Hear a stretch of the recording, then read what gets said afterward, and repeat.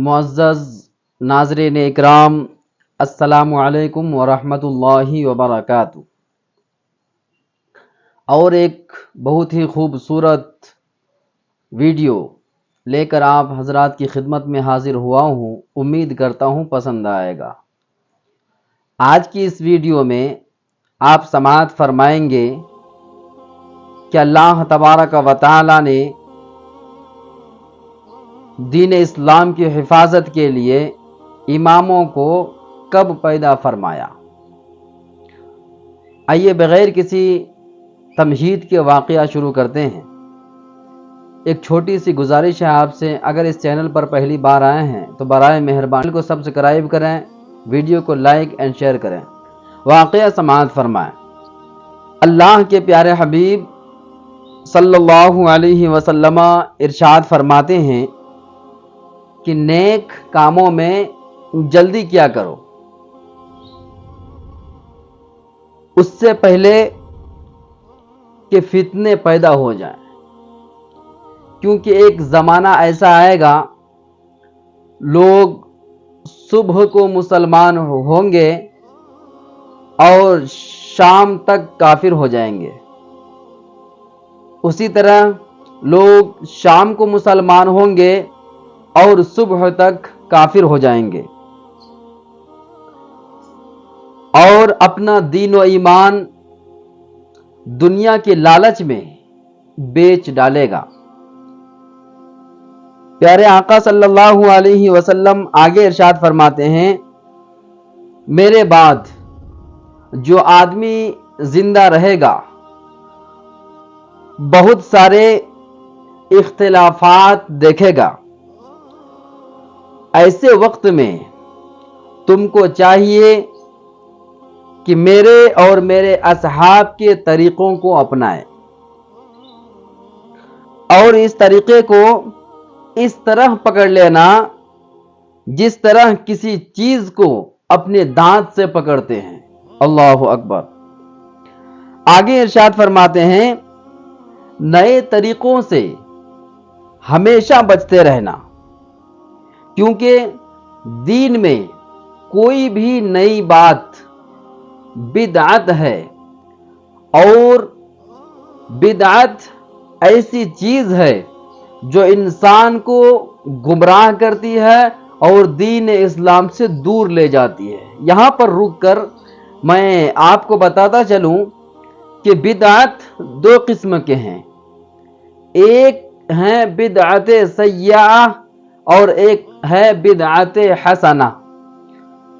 तो बिदअत हसना जो है वो अच्छा है, यानी मसलन अल्लाह के प्यारे हबीब सल्लल्लाहु अलैहि वसल्लम के ज़माने में जो चीज़ मौजूद ना थी और उन चीज़ों को अब दीन इस्लाम में ऐड करने को, शामिल करने को बिदअत कहते हैं। अच्छी बिदअत और बुरी बिदअत। अच्छी बिदअत ये है, मसलन कोई मस्जिद बन रही है तो उसमें मीनार बना दिया गया। अल्लाह के प्यारे हबीब सल्लल्लाहु अलैहि वसल्लम के ज़माने में मीनार नहीं हुआ करता था। इसी तरह बहुत सारी चीज़ें हैं जो दीन इस्लाम को फ़ायदा पहुंचाने वाली अच्छी चीज़ें हैं, उनको बिदअत हसना कहते हैं। लिहाजा ज़्यादा तफसील में मैं आपको नहीं ले जाकर वाक़िया की तरफ आपको ले चलूं। आपने समझ लिया होगा कि बिदअत किसे कहते हैं। और बुरी बिदअत जो है वो दीन इस्लाम से मुसलमान को दूर करती है और उनसे बड़ा गुनाह होने का अंदेशा है और उनका रास्ता जहन्नम की तरफ जाता है। ये हदीस पाक बुखारी शरीफ में मौजूद है। अब एक आम इंसान फैसला करने से कासिर है कि जितने भी फिरके हैं, तमाम फिरके के लोग यही कहते हैं कि हम دین مصطفیٰ کی بتائی ہوئی باتوں کو مانتے ہیں اور جو طریقے اللہ کے رسول صلی اللہ علیہ وسلم نے بتلائے تھے اسی راستے پر ہم چل رہے ہیں۔ اللہ اکبر۔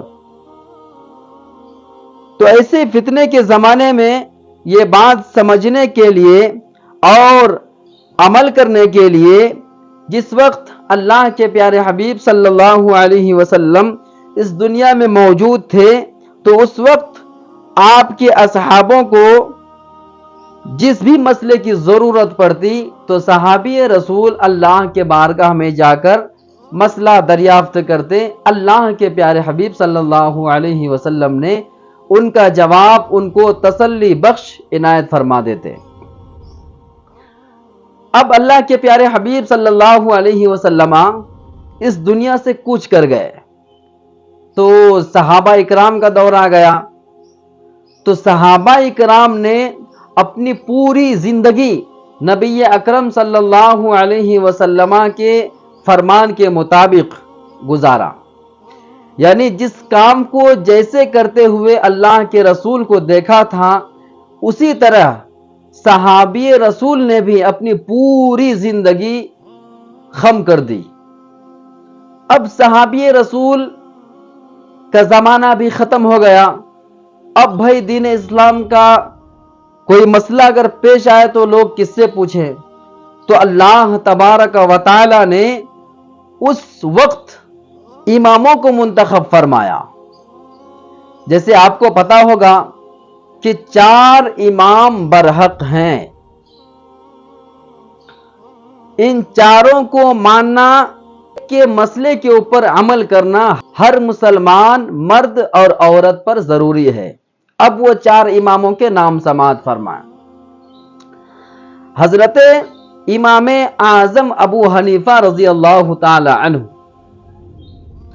اس کے بعد آتا ہے حضرت امام شافعی رحمت اللہ علیہ، اس کے بعد حضرت امام مالک، اور اس کے بعد حضرت امام احمد بن حنبل رضی اللہ تعالی عنہ۔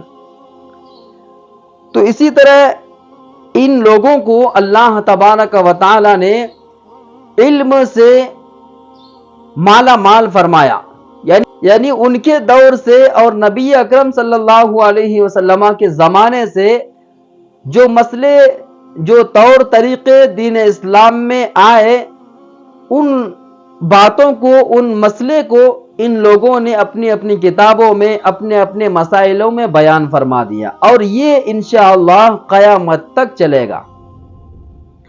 مثلا جو امام اعظم ابو حنیفہ رضی اللہ تعالی عنہ کو مانتے ہیں وہ اپنے آپ کو حنفی کہتے ہیں، اور جو حضرت امام شافعی کو مانتے ہیں وہ اپنے آپ کو شافعی کہتے ہیں۔ اسی طرح امام مالک اور امام احمد بن حنبل جو ہیں تو اپنے آپ کو مالکی کہتے ہیں، حنبلی کہتے ہیں۔ تو اس پرخطر دور میں اللہ تبارک و تعالی نے ان 4 اماموں کو منتخب فرمایا، یعنی چن لیا دین اسلام کے لیے۔ اب ان کے مسائل قیامت تک بیان ہوتے رہیں گے۔